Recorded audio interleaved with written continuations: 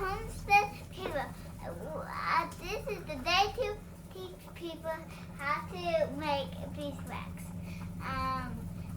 Bye. This is how you make candles.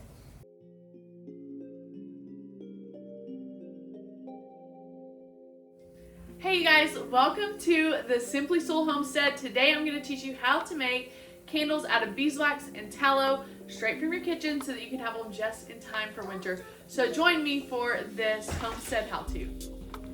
Hi. Okay, so as you can see I have several things here that we're going to be using to make candles. First off, I bought some cute little containers from a thrift store, so we're going to be putting our candles in that.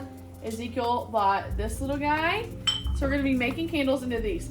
So a few things you're going to need. You're going to need a wick, which you can use a cotton wick and just dip it in your wax. But this is a wax coated wick. You can access our Amazon list to order the things you need. You also will need some beeswax. So we have local beeswax, so it's in a bar. You see we've kind of used it. So if you have a bar, you're going to need a cheese grater. This one is just for beeswax because it sticks on there. It's really hard to grate because it's really hard.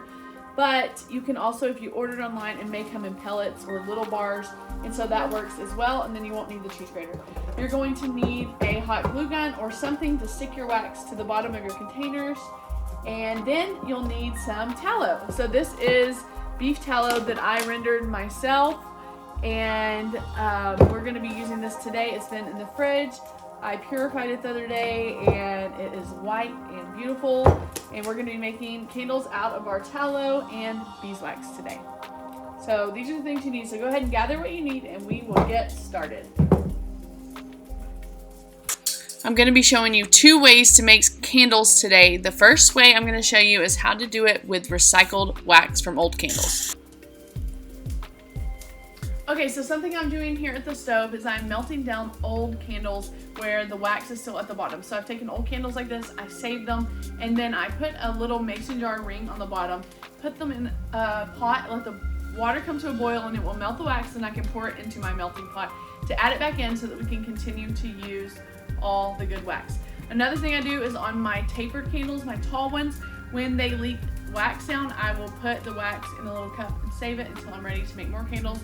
So everything gets used and nothing goes waste because beeswax and tallow are very incredible resources and I don't want to waste it. So I'm going to be reusing all of this. Okay, so right now I'm going to start with these three containers. I'm going to get my wick and I'm going to measure it, and then I'm going to glue it to the bottom because you want it to stay in place, because as you pour the wax in, it will begin to float if you don't put it down on here, which you can melt these a little bit since they have wax and just press them in. But I'm going to use hot glue just to be safe. I'm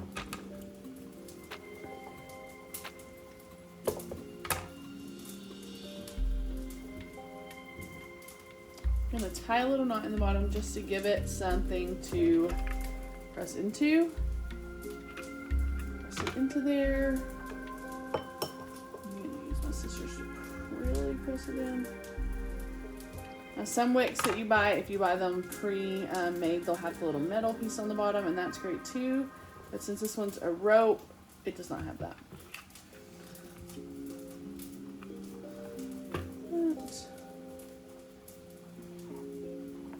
There we go. That's good to start. I'm going to do it to these other ones. Okay, so what I do is I get a pan with water in it, and then I use a mason jar ring and put it on the bottom so that it separates what I'm melting it in, which here's, this is a lot of melted down candle wax, and I put it in there and let it melt it. And then it keeps the mason jar ring keeps it from hitting the bottom of the pan so that the glass doesn't crack, and then the water boiling will help all this wax melt down so then I can easily pour it into my jars. I want to take a second to remind you to follow our channel. It would be such a blessing for our family if you would follow the Simply Soul Homestead. We are a family of 6 now that we have a new baby. We live on 7.5 acres of land in East Texas where we run a homestead. This is only year 3 for us. We love everything about gardening, learning to raise animals, all the ups and downs of it, and love sharing the journey and giving you tips on how you can homestead no matter where you live, simply keeping it simple so that it's not overwhelming. Okay, so one thing that's really helpful is once you have your wick in there glued in, is just put a tiny bit of wax in the bottom to let that wick really get stationed in there. And you don't have to worry about keeping it upright just yet, but it just keeps it kind of glued down. And then I'm gonna let my wax continue to finish melting, and then we'll begin pouring the candles. Okay, so I have all of my wicks glued down with the wax, and now I'm gonna pour some of this in to ones that I've ready while this wax is still melting. But I'm gonna go ahead and pour one so you can see it. There we go. Okay, and then I'm not gonna use anything special. We just gathered some sticks to help with this, to just keep it right in the middle of my candle. So you can do that. If you have some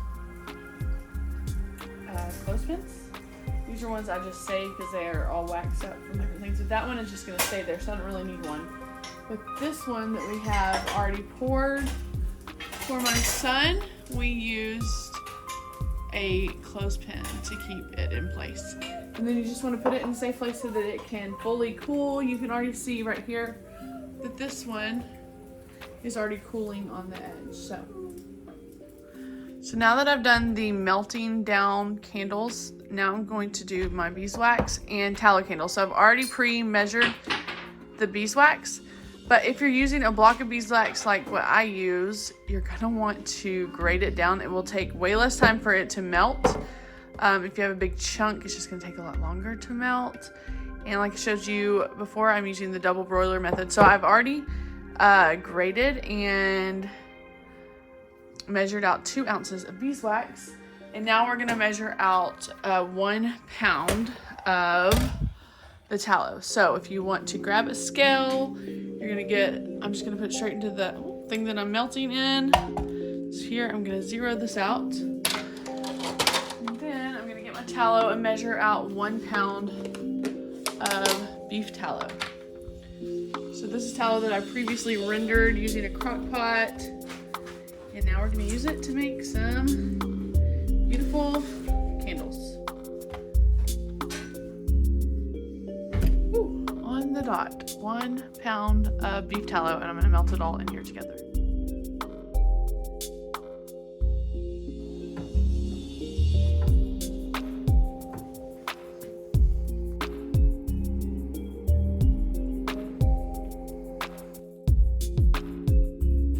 So I want to remind you guys that you can go follow us on Instagram at Simply Soul, where we share more normal days in the life on a homestead, some tips and tricks in the garden and with animals on the homestead. We would love for you to join us there and learn from us and interact. If you have any questions about making candles, you can put them in the comments and I would love to help you. We are excited this winter to be bringing you more homestead how-to videos, things that you can do in your home while it's cold outside.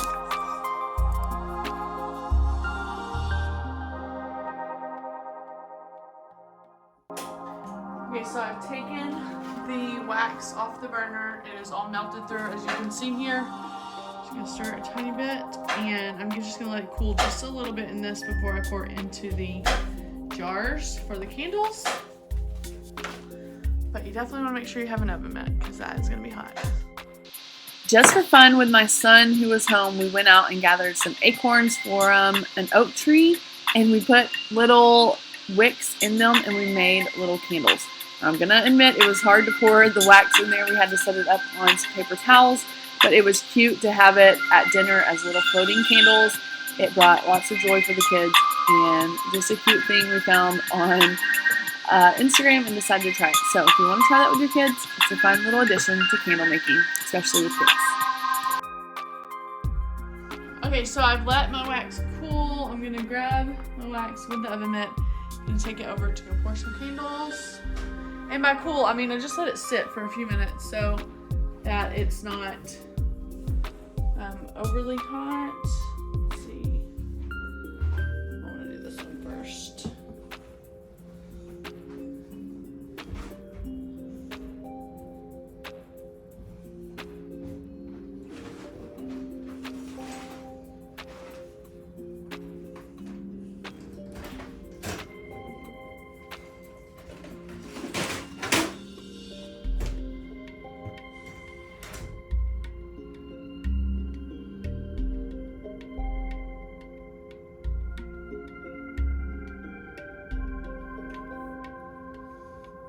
And then I'm gonna do these little acorns again. Hopefully this will work and I won't spill it everywhere. I might spill it everywhere. The acorns, honestly, they're just for fun for my kids. We'll probably put them at the dinner table one day in a little glass because they float in water.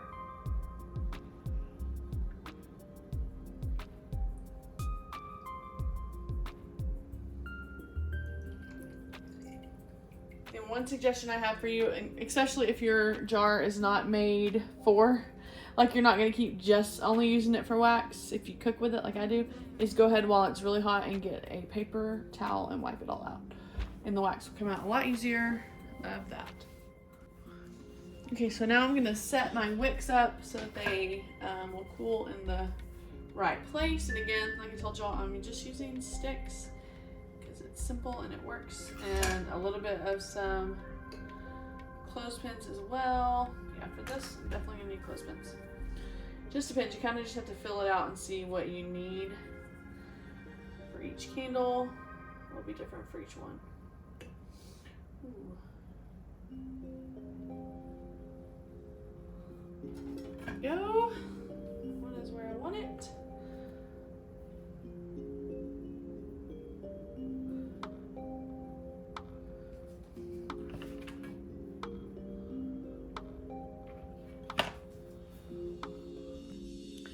So once you finish, you're gonna trim your wicks.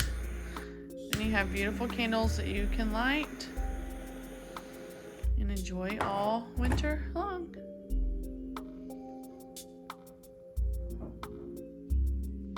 So I just want to say thank you for joining me for the Homestead How-To on how to make tallow and beeswax candles. I hope you'll try it in your own homestead and make sure to tag us at Simply Soul when you do.